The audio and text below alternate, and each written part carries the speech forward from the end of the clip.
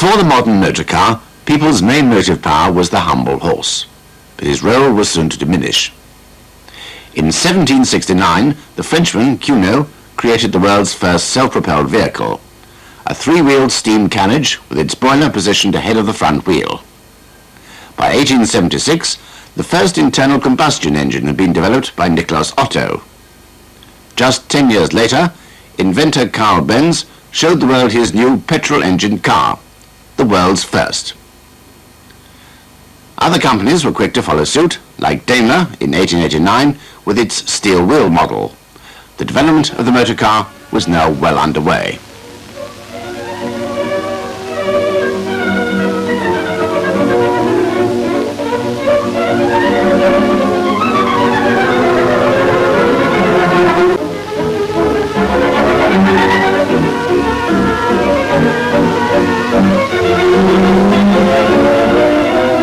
With this rapid development came the desire to prove what these new contraptions could do, particularly as so many people resented the motor car initially.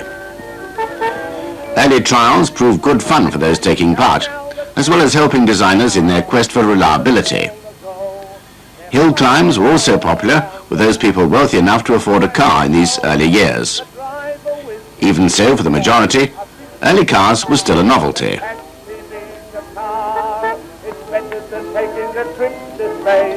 Belgian Camille Janazzi was one of the most successful early drivers, though it was the French who organized the world's first motor races run on public roads. The experience gained was invaluable, enabling manufacturers to use the race circuits as test beds. Some of the methods used in these pioneering races were rather primitive. While some countries, such as Britain, were slow to allow motor racing on public roads, over in Germany, the sport was attracting the attention of the ruling classes, and marques such as Mercedes and Porsche were achieving success on the motor racing circuits. By 1905, more organized racing was emerging, with France's Gordon Bennett Cup one of the most prestigious annual races, before giving way to the French Grand Prix series. In Germany, the Kaiser's Cup was one of that country's main sporting events. Not all contests were run against the clock. In 1905, this Rolls-Royce Silver Ghost covered a total of 15,000 miles, being driven from London to Glasgow no less than 27 times. And the only problems experienced were the occasional puncture. But the greatest thrills were clearly reserved for the circuits, where these great pre-war races provided spectacular viewing, both in Europe and here on the American dirt tracks. The cars were beginning to feature enormous engines, capable of producing for their day highly impressive power outputs and top speeds. And names like Napier, Peugeot, Mercedes, Itala and Renault were beginning to emerge as major competitors on the race circuits. The introduction of Grand Prix racing saw a new era for the sport. This, the 1908 French Grand Prix, was held at the village of Eu, near Dieppe, and was typical for the time in featuring plenty of thrills and spills to keep the crowds happy. Let's enjoy some rare exciting motor racing from the early years of the century.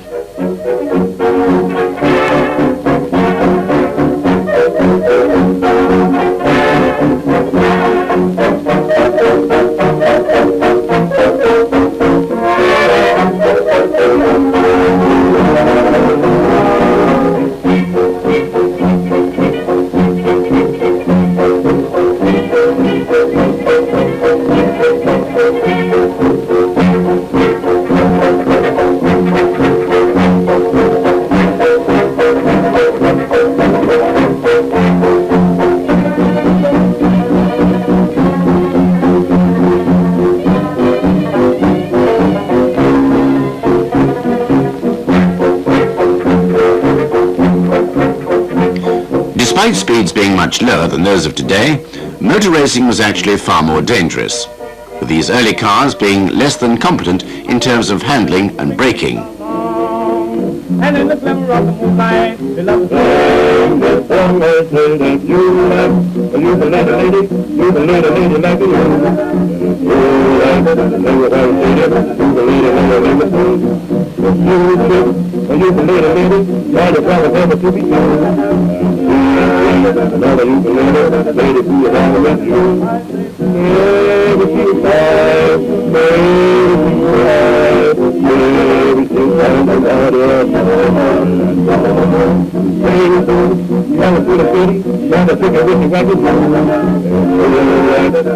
Christian Lautenschlager has to have his Mercedes restarted after stalling it on a bend, but he and his mechanic are soon underway again.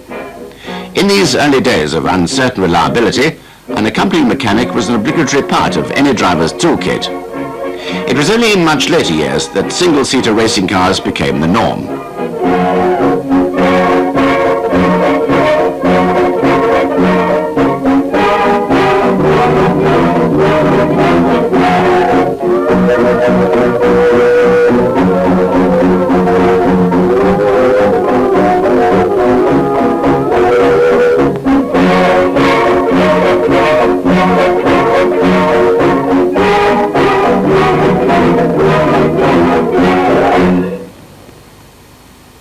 One of the most successful racing cars of the pre-Grand Prix era of Gordon Bennett races was produced by Napier. This particular car, with a Charles Jarreau at the wheel, crashed during the 1903 Gordon Bennett event in Southern Ireland. But it survived and is now Britain's oldest racing car. The Napier was the first car to introduce green as the colour for British racing cars. The colour that later became known as British Racing Green.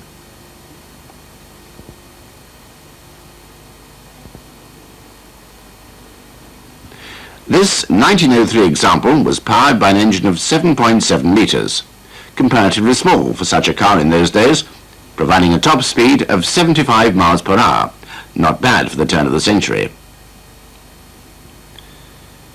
In these idyllic pre-Great War days, many companies produced cars with enormous four-cylinder engines. The 1907 Itala, one of the first Italian cars to adopt red as that country's racing colour, possessed a 14.5-litre unit, offering a top speed of 100 miles per hour while running at a leisurely 1,100 revolutions per minute. This car won the Coppa della Velocità race at Brescia with Cagno at the wheel, at an average speed of more than a mile a minute. Not all motorsport prior to World War I involved huge engine monsters, today's equivalent of Formula One. There was a more amateur side to the sport too, featuring individuals in their cars rather than manufacturers. At this level, it was a friendly sport, with cars, trikes, motorbikes and sidecar combinations, all competing against each other in hill climbs and reliability trials. Engines became more efficient and reliable, manufacturers like Ford investing heavily in new car developments. Such development took a back seat, however, following the advent of World War I. As motor manufacturers went over to the production of military equipment during the war years, so the development of the motor car through motorsport inevitably ceased. In fact, no major motor racing was allowed in Europe until 1920. But the sudden demands for further technological progress as a direct result of the war would speed up car development in the 20s.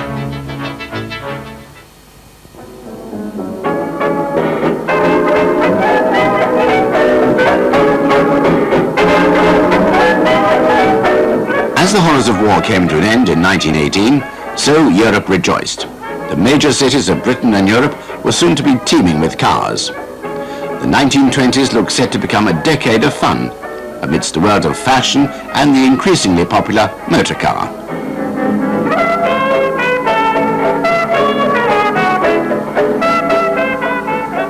While major motor racing was banned in Europe until 1920, it didn't take long for the more amateur side of the sport to reappear.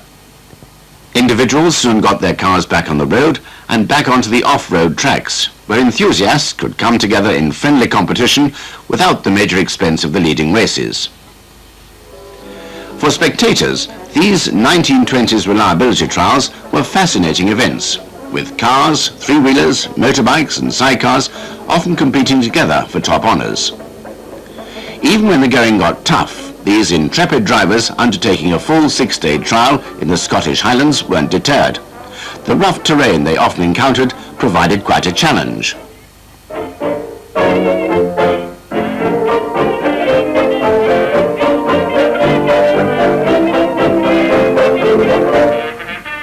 It wasn't just the ups and downs that attracted the amateur drivers either. Morgans achieved great success with their three-wheelers in the 1920s, and as shown here in slightly later years, racing at Donington, with H.C. Loans establishing a lap record. These low-budget Morgan racers provided speed and excitement for the onlookers, their power and handling keeping the crowds happy and helping to establish the company's presence in the world of affordable motor racing.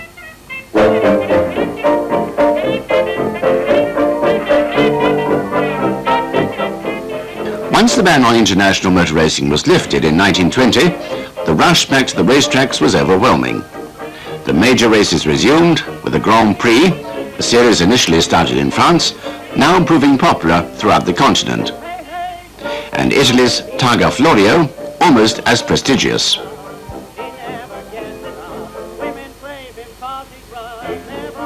The British circuit of Brooklands was also the venue for races involving relatively small cars, such as this Junior Cars race of 1926.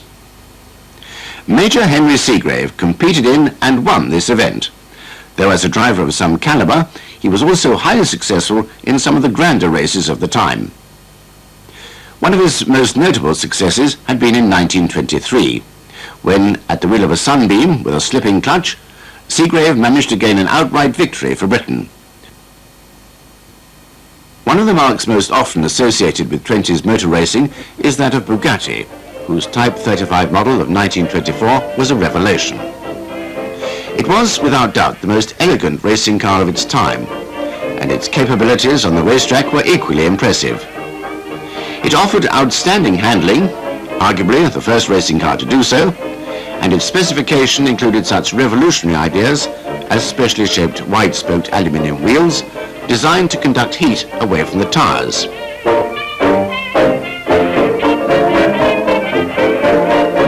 Initially fitted with a 1990cc engine, the Type 35 was capable of 110 miles per hour performance. By 1926, it was being fitted with a 1.5-litre supercharged engine, before eventually growing to 2.3 litres.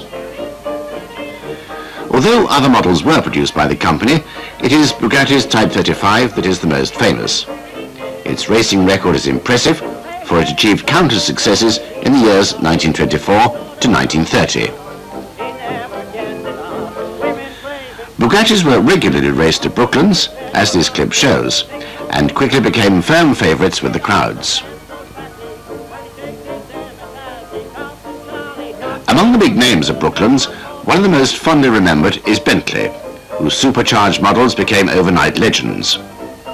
Sir Henry Birkin, a successful driver of Bentleys in his own right, went a step further from the run-of-the-mill models by developing his own special-bodied version. Built in 1929, its 4.5-litre supercharged engine and aerodynamically styled bodywork came together to offer stunning performance. A top speed in excess of 130 miles per hour says it all. This car achieved a number of lap records during its successful career. The standard-bodied Bentleys achieved great successes too, both at Brooklands and elsewhere, their most spectacular win being at the 1927 Le Mans, despite the whole Bentley team being involved in a massive pile-up. In typically British fashion, the weather of Brooklands couldn't always be relied upon. But that didn't stop the dedicated throngs of race enthusiasts from enjoying themselves, and the popularity of Brooklands grew enormously. In 1929, the Irish Tourist Trophy illustrated the way in which many major races now incorporated the Le Mans type start, and crowded thoroughfares were not uncommon. Off the track, car development continued at rapid pace, with every major manufacturer now turning to mass production as a means of meeting demand and cutting production costs. Car ownership became affordable for more people. The motor industry, and with it motorsport, were in good shape. However, the good times weren't to last for long. When many major markets started to suffer a slump in the late 20s, the effects of this recession spread rapidly throughout the world. The Wall Street crash of October 1929 dealt a final cruel blow to most markets, bankrupting countless businesses and causing hardship to many. The 1920s ended on a sour note with little optimism for the future.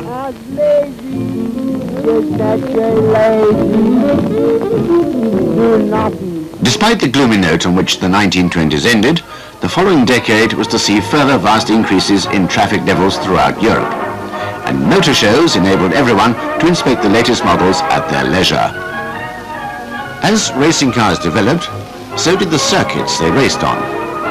England's Brooklands and Germany's Nürburgring were now firmly established as two of the leading race circuits, hosting many of the most important pre-World War II races. Brooklands came about as a direct result of Britain's reluctance to accept motor racing in its formative years.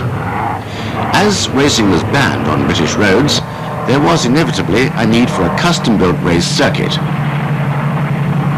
Wealthy racing enthusiast Hugh Lock King recognized this and employed 2,000 men to clear 30 acres of woodland from his country estate in Weybridge, Surrey. Thousands of tons of cement were then used to construct the 2 3/4 miles of racetrack that became known as Brooklands.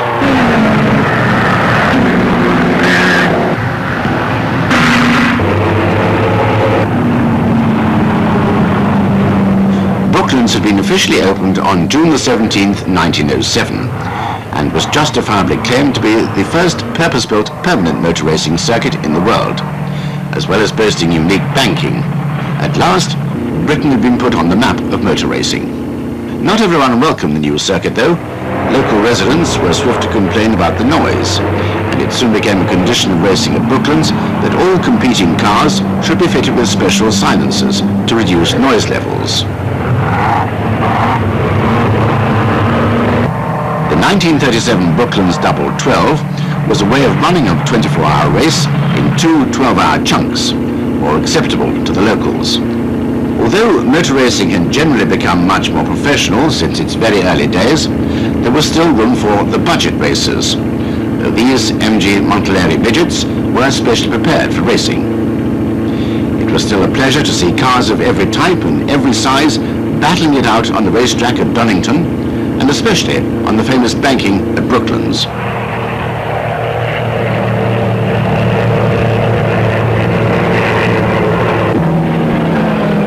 Many events at Brooklands were fairly low-key affairs in comparison with the major races being run elsewhere in Europe. But this didn't mean any less in the way of excitement. For thrills and spills, you didn't need to support an international Grand Prix.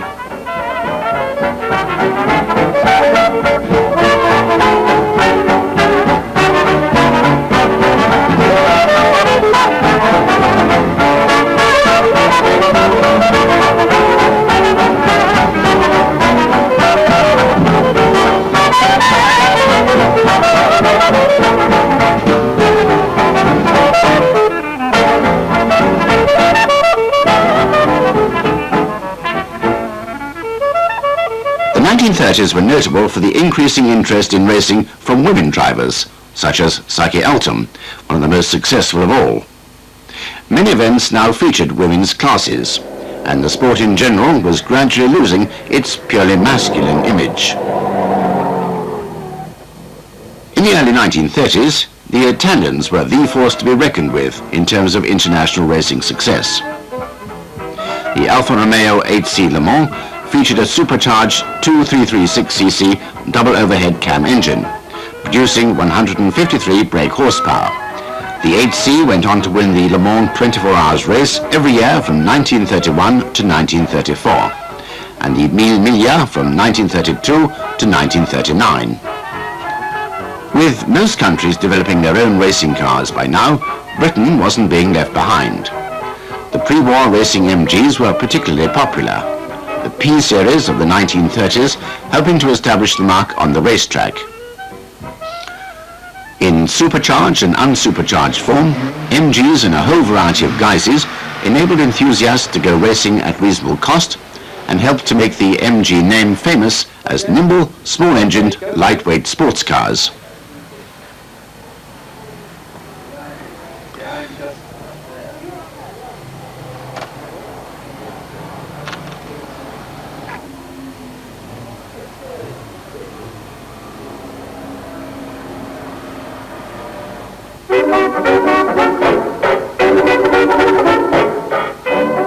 Before any race, there was a chance for competitors to test their cars and themselves with a few trial runs, while mechanics busied themselves with final preparations.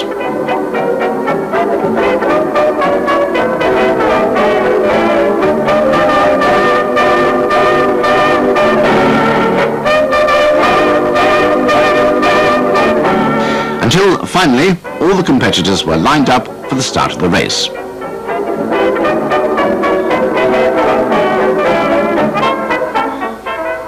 The banking at Brooklands proved its worth once again, allowing high speeds to be attained in spite of the primitive suspension.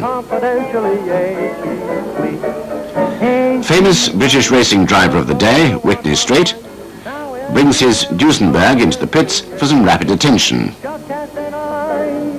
In her direction, oh me, oh mine, ain't that perfection? These pit scenes alone give some indication of the resources needed by such wealthy amateurs in order to go racing. Confidentially, ain't she sweet?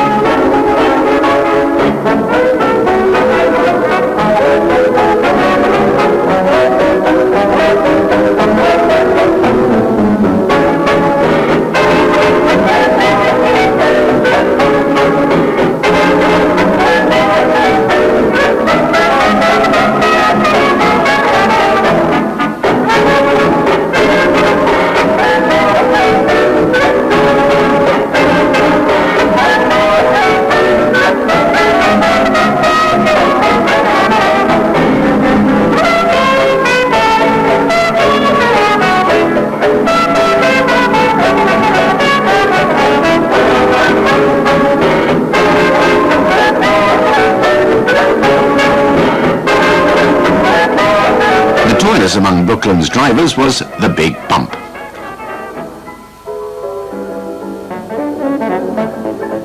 Not only was there a real ridge in the concrete, which was only 4 inches thick in places, but the surface of the track was loose and troublesome. But it was that Big Bump that caused problems, even for drivers like John Cobb in his Railton, and problems for cars.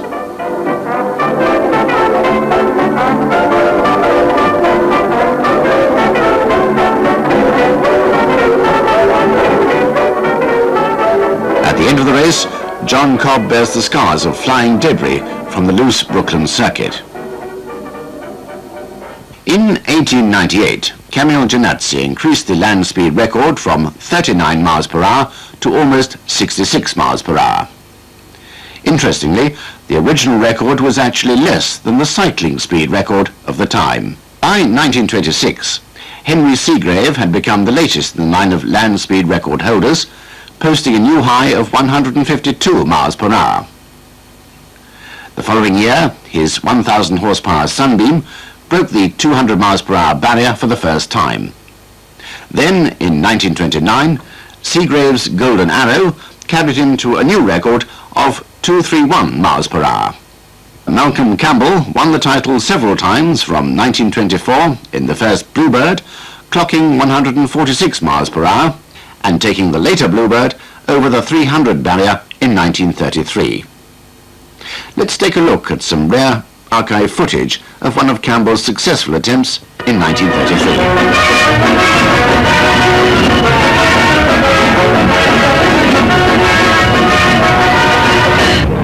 Now I would like to introduce to you my mechanics who worked so hard in preparing this car.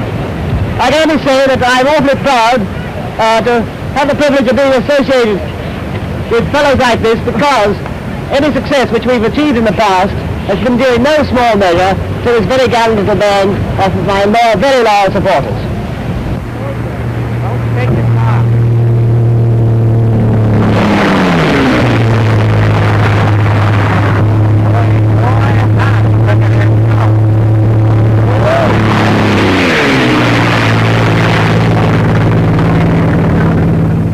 And what is the average speed of an hour? The average speed is 272.108. North to 273.556, south 270.676. Thanks so much.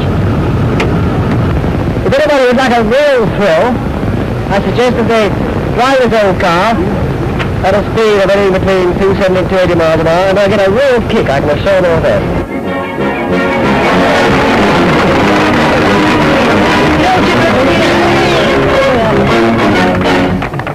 As the 1930s progressed, so did the development of motor racing and the cars themselves.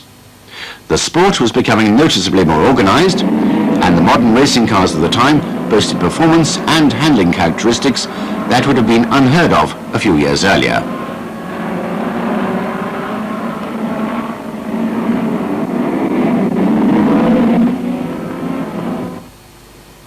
One of the most successful of such cars was the ERA, standing for English Racing Automobiles, whose cars received much praise for their competitiveness in the 1930s.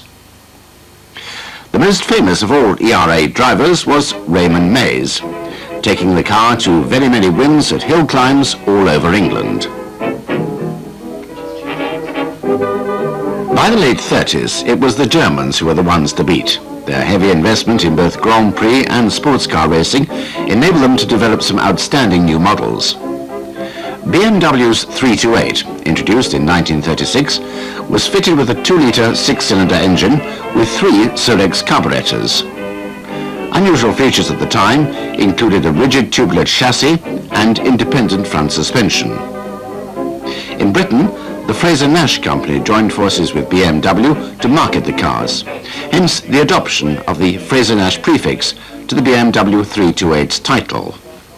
As racing success became more desirable and prestigious, so governments became interested in promoting the sport for their own benefits. Motor racing was often seen as a nationalistic sport, a whole country claiming victory in a race rather than simply the winning team.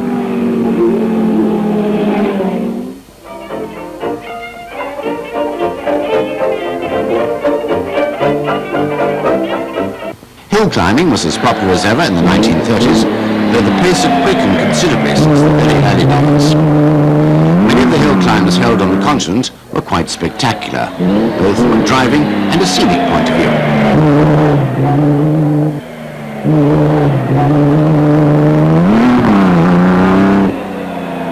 Of the international hill climbs, Mont Ventoux was one of the most demanding, with 14 miles of twisting mountain road to contend with.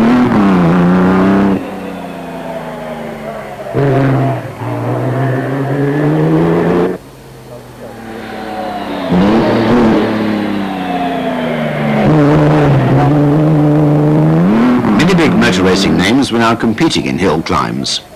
Whitney Straight can be seen here at the wheel of his ex-Birkin Maserati, featuring a twin rear wheel setup.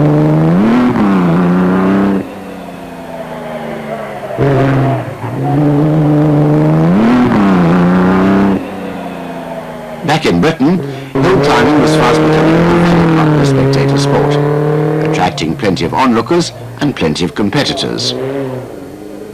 Leading venues were at Chesley Walsh, which is today the world's oldest motorsport venue still in existence, and Prescott, a beautifully located venue in Gloucestershire. Hill climbs were places where the amateur driver could take part in motorsport at minimum cost, as well as proving the capabilities of particular models. Despite their amateur status, hill climbs were quite arduous, both for the drivers and their cars. The Prescott Hill Climb has been running for many years, attracting cars and drivers from all over the country.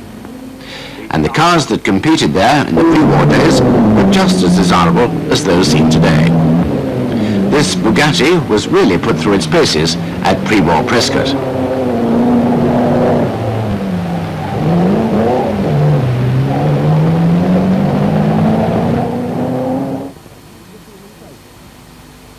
By the 1960s, very many of the same pre-war cars had survived, thanks to their regular use in vintage club racing.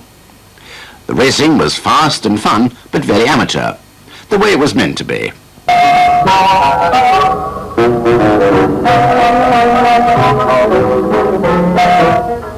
Off the line with 12 laps to the checkered flag.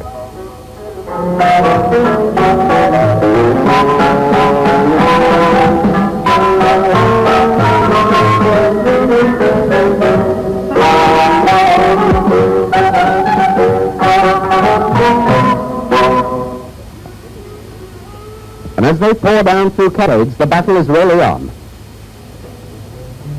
Lap 2, and Geoffrey St. John leads the Sunbeam.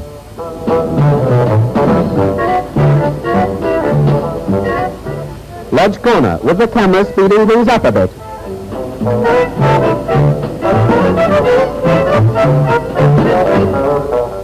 Lap 6, the Sunbeam leads after St. John's Bugatti stopped for a drink.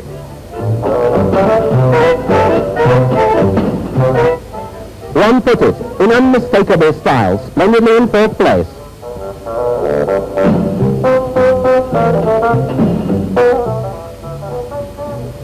Arnold Foster easing up a bit with a hot motor. And Bernard Kane stylishly through in his Bugatti. Harry Rose in his magnificent Blower Bentley. The flag is unfurled, and George Button is over the line in 1st place, with Sargent's Bentley 2nd. A lap of honour for the Sunbeam after a well-driven race.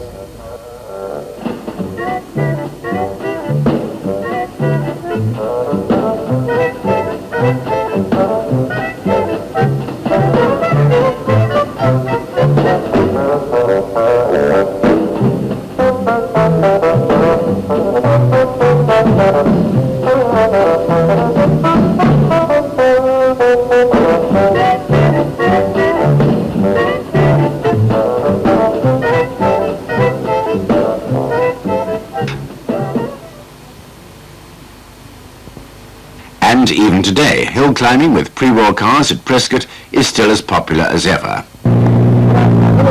Yes, this is interesting, certainly is. And I'm going to take the body off and hopefully put a Lynch style body. You want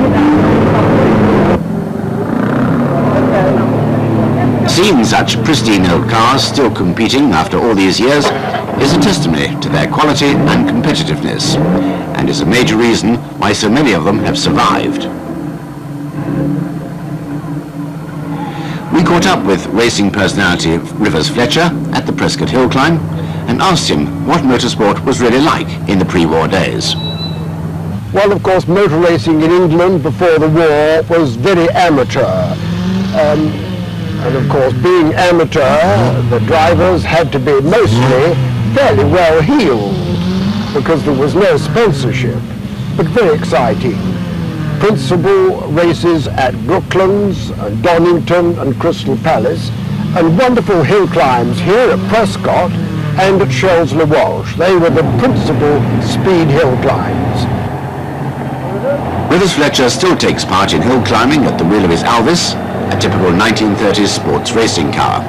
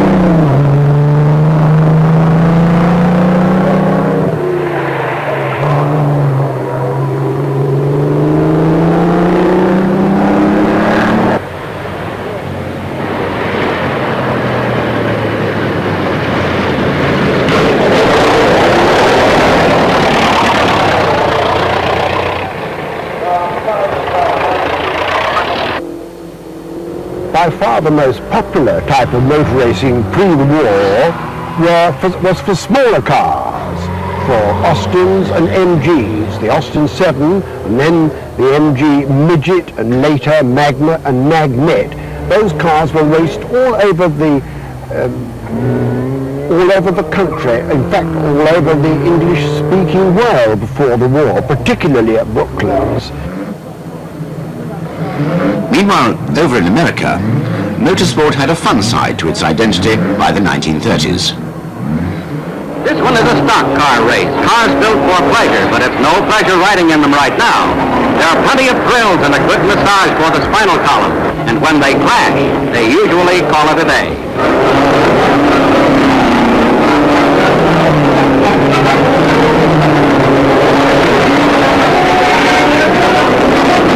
Professional auto racers take the spotlight in the annual 500-mile race at Indianapolis, Indiana.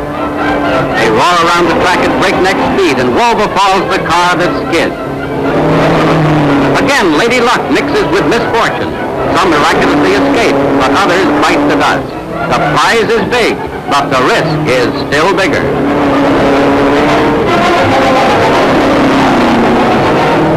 Not to be outdone, the professional midget racers show their wares in a race that tests the skill and stamina of every intrepid driver. Danger lurks at every turn, and many come to grief as the little fellows get out of control.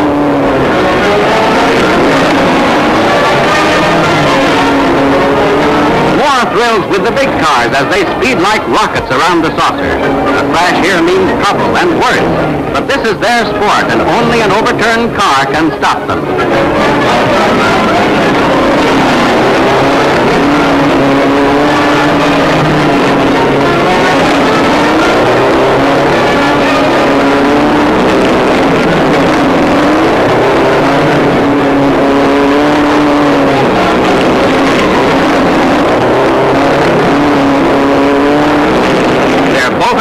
And it looks serious. Watch that driver. He's gambling with fate and the odds are against him. It seems impossible that he can survive. This time he's a winner, but a bit wobbly. Back in Europe, Grand Prix cars, seen here at Dieppe in 1933 for instance, would still draw big crowds. The excitement and atmosphere of these major races were a real attraction, bringing together enthusiasts from all over Europe. Teams' mechanics worked hard to ensure the cars were in tip-top condition for racing, although there was none of the regimented teamwork seen today.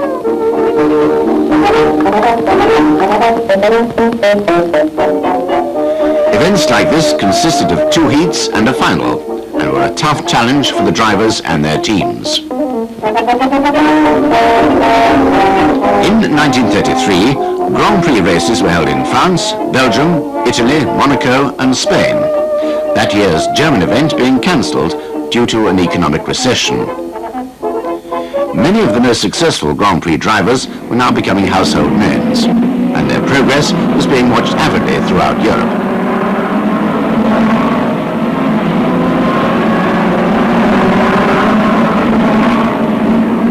The many duels between Achille Vanzi and his Bugatti and Alfa Romeo's Tazio Nuvolari, for instance, provided much drama, particularly at the Monaco Grand Prix of 1933, when Nuvolari's car caught fire just before the finish.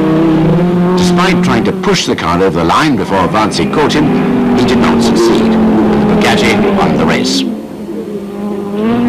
Other international drivers like Louis Chiron, Luigi Fagioli and George Easton rose almost to the level of stardom. But elsewhere, the recession was having its effects. Alfa Romeo retired from racing in the same year, leaving Ferrari and Maserati to pick up the pieces for Italy. Alfa's retirement was a great shame, considering the company's success in major motor racing in the previous few years. And it meant the door was being held even wider open now for the Germans to develop their own cars and take over as racetrack dominators. Here we see Louis Chiron, the driver of the Alfa Romeo seen earlier, talking with Ettore Bugatti.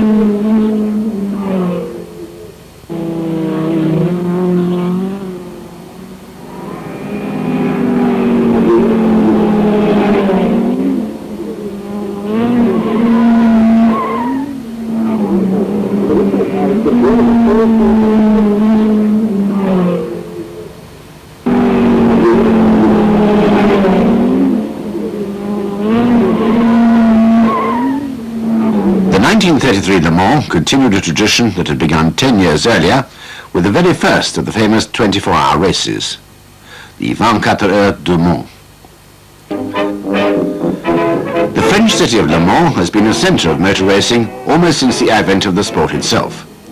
The very first Grand Prix was held there in 1906, and when racing restarted after World War I in 1921, Le Mans was again the venue for the first major event. The first all-day and all-night race at Le Mans took place in 1923 amid a violent hailstorm and proved to be a particularly successful event for the French. Though it wasn't to be long before the British Bentley team achieved massive success at Le Mans, boosting their reputation as producers of fine supercharged models. The great Italian driver Tazio Nuvolari achieved one of his memorable victories in 1933, partnered by Raymond Sommer, and driving the equally great Alfa Romeo in that manufacturer's last year before retirement from Grand Prix racing. Le Mans has always been a popular Grand Prix circuit with French drivers, ever since the very first event was won by Sis, driving a Renault. And its reputation as one of the premier European circuits has gone untarnished ever since.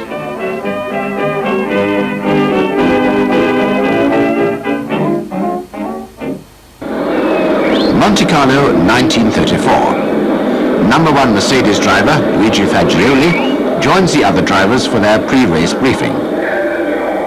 As always on this tight road circuit, racing was to be close and intense, with overtaking opportunities at a hair-raising premium. The winding public roads that hosted the race were close-lined with buildings.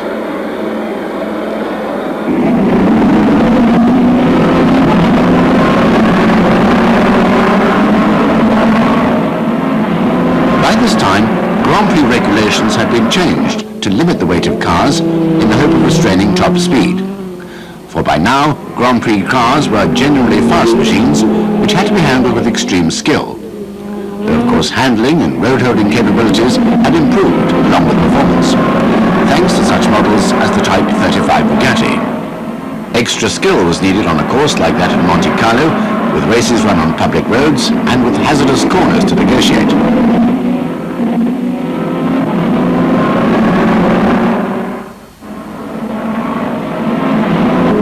With many major events held on closed circuits by now, Monte Carlo stood apart for its continued use of public roads, adding greatly to the drama.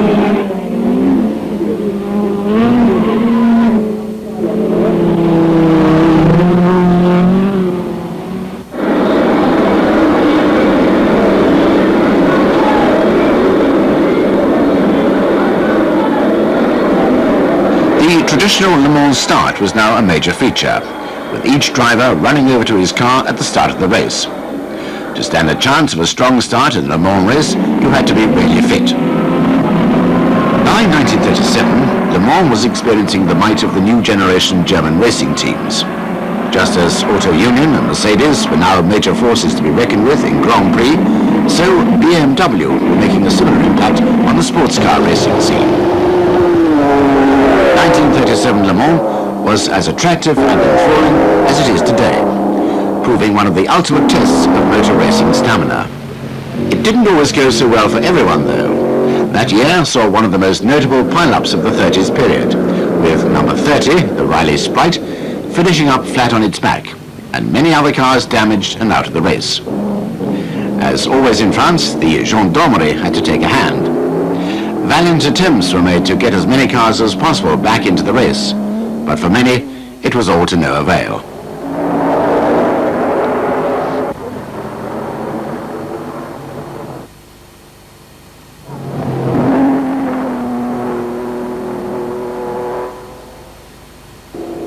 As the rain began to fall at Le Mans, it did little to deter the BMW drivers, whose cars were becoming highly respected both on and off the track for their typically German efficiency. However, mere reliability was not enough. The name Bugatti was still prominent, chalking up yet another international victory in the hands of Jean-Pierre Vimille and Robert Benmost.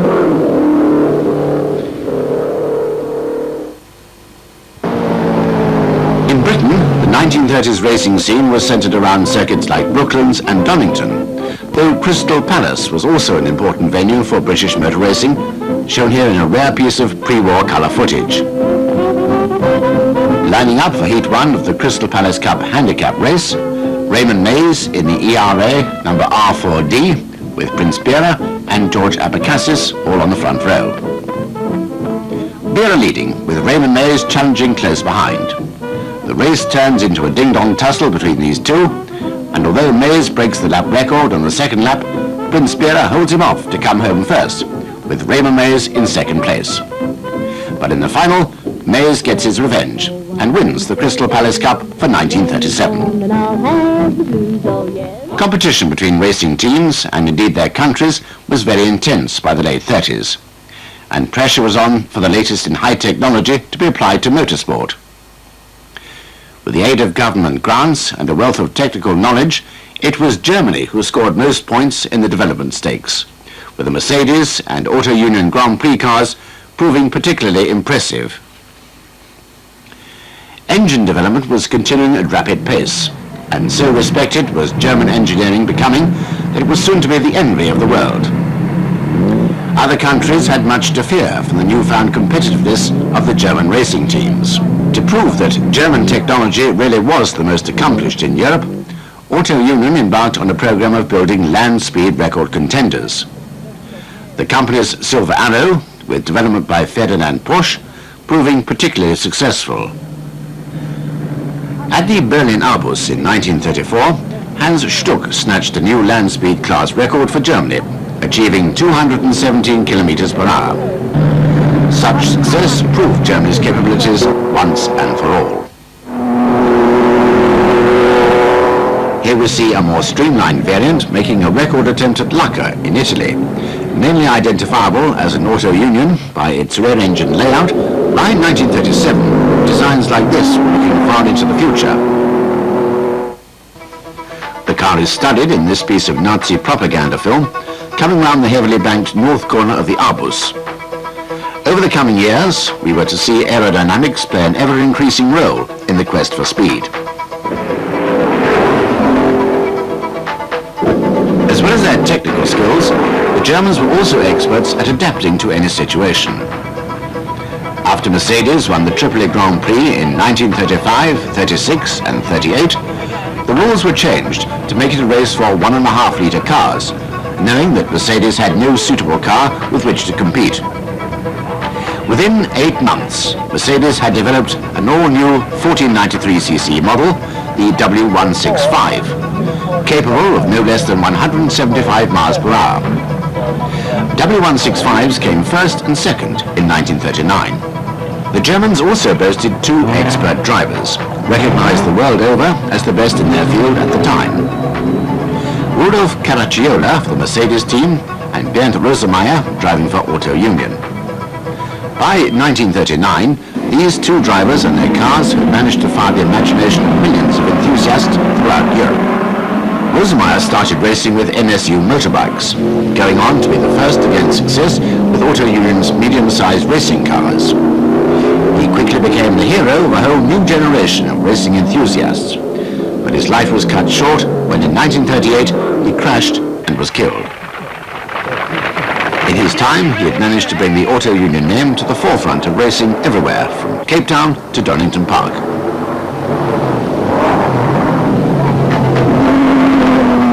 Caracciola's reign at the top continued right up until the outbreak of World War II. The Mercedes team still proving a major force in the world of motor racing. The success of Caracciola and his fellow countrymen helped to increase Germany's standing in the world.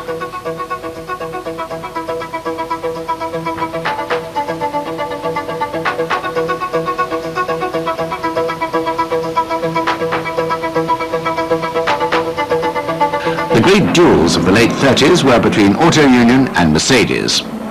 Once again, the Nürburgring was considered by the Nazi government as an ideal setting for yet more glorious motor racing victories. And yet it was ironic that the enormously powerful rear-engined Auto Unions were so difficult to drive that the world's very best drivers had to be called to the services of the fatherland, no matter which country they came from. It must have pleased the German powers that be that their country's racing teams had rapidly climbed the ladder of success throughout the 1930s, justifiably claiming to be the best in the world by the time the decade had begun to draw to a close.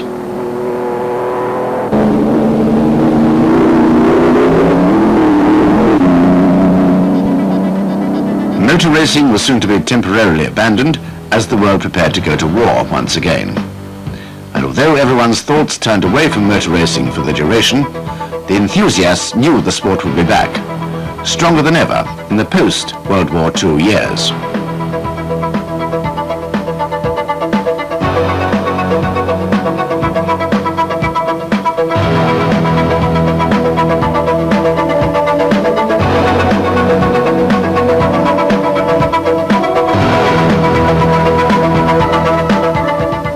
Now, let's take another look at some of the highlights of the great years of motor racing, 1900 to 1939.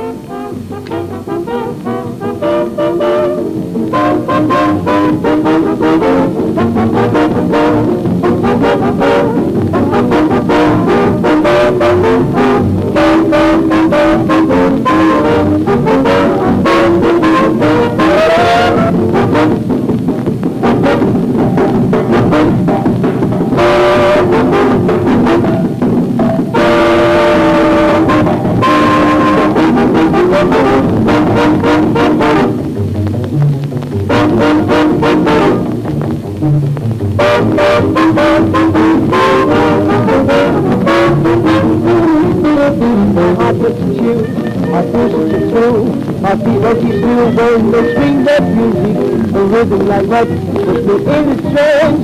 You can't play me the one in the dance. From what I understand, boys my feet is strong, playing a band. They ain't swing that music, I'm as happy as I can be.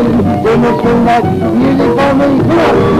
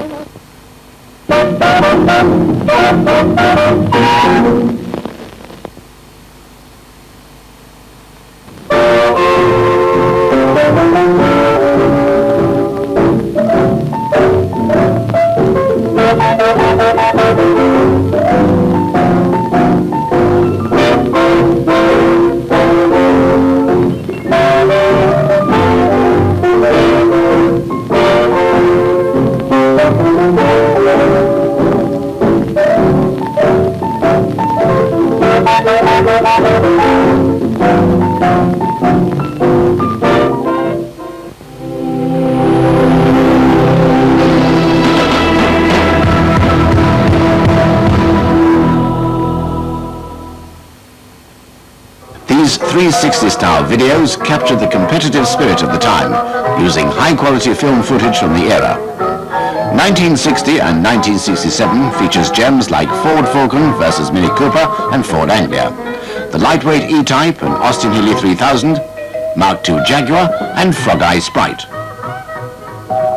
1961 and 1962 covers the days when Sterling Moss and Graham Hill would complete a ding-dong battle in Formula One cars, before hopping into such racing saloons as the Morris Minor or Ford Zephyr, following that up with a tightly fought race involving the odd Aston Martin and Ferrari.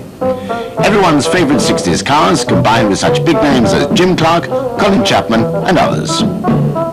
Capturing the spirit of the fiercely competitive but good-humoured club racing scene of 63 and 64, the third film in the 60-style series combines excitement with fun. Diverse machinery like Morris Minors, Lotus Cortinas and the Shelby Cobra are featured in yet more of this wonderful old footage.